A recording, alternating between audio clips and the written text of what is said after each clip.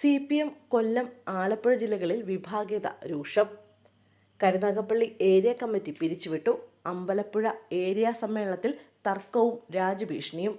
Area സമ്മേളനങ്ങൾ തുടങ്ങിയതോടെ CPM വിഭാഗീയത മറനീക്കി പുറത്തു വന്നു തുടങ്ങി. ഉൾപാർട്ടി വിഭാഗീയത തെരുവിലേക്കും പരസ്യ പ്രതിഷേധത്തിലേക്കും നീങ്ങിയ കരുനാഗപ്പള്ളിയിൽ CPM ഏരിയ കമ്മിറ്റി പിരിച്ചുവിട്ട് താൽക്കാലിക അഡ്ഹോക് കമ്മിറ്റിക്ക് ചുമതല കൈമാറി.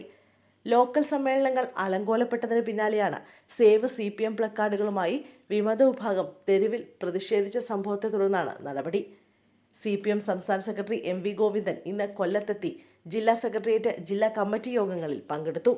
ഇതിലാണ് ഏരിയ കമ്മിറ്റി പിരിച്ചുവിടാനുള്ള തീരുമാനം കൈക്കൊണ്ടത്.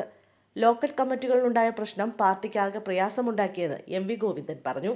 കരുനാഗപ്പള്ളിയിലേത് പ്രാദേശിക വിഷയമാണെന്നും ജില്ലയിലാകെയുള്ള പ്രശ്നമല്ലെന്നും ഗോവിന്ദൻ പറയുമ്പോഴും ജില്ലാ സമ്മേളനത്തിലേക്ക് വിഷയങ്ങൾ ഉയരുമെന്ന കാര്യത്തിൽ തർക്കമില്ല. അമ്പലപ്പുഴ ഏരിയ സമ്മേളനത്തിൽ തർക്കമുണ്ടായി.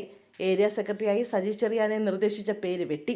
2 ഏരിയ സെന്റർ അംഗങ്ങൾ രാജിമുഴക്കിയതോടെ പേര് പിൻവലിക്കുകയായിരുന്നു. തർക്കമുണ്ടായതോടെ 3 മുതിർന്ന നേതാക്കളെ തള്ളി യുവ നേതാവ് ഏരിയ സെക്രട്ടറിയായി തെരഞ്ഞെടുക്കപ്പെട്ടു.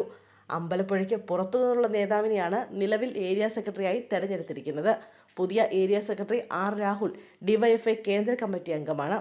അമ്പലപ്പുഴ ഏരിയ സമ്മേളനത്തിലേക്ക് G സുധാകരനെ ക്ഷണിക്കാതിരുന്നത് വിമർശനം ഉയർത്തിയിരുന്നു. ഏരിയ സമ്മേളനങ്ങൾ തുടങ്ങിയ അവസരത്തിൽ തന്നെ ആലപ്പുഴയിൽ CPM യുവ നേതാവ് BJPയിൽ ചേർന്നതും CPMന് വിനയായി. ജില്ലാ പഞ്ചായത്ത് മുൻ വൈസ് പ്രസിഡന്റും CPM ഏരിയ കമ്മിറ്റി അംഗവുമായ ബിപിൻ C ബാബുവാണ് BJP അംഗത്വമെടുത്തത്. SFI മുൻ ജില്ലാ സെക്രട്ടറിയും DYFI സംസ്ഥാന സമിതി അംഗവുമായിരുന്നു ബിപിൻ. കേരള സർവകലാശാല സെനറ്റ് അംഗവുമായിരുന്നു.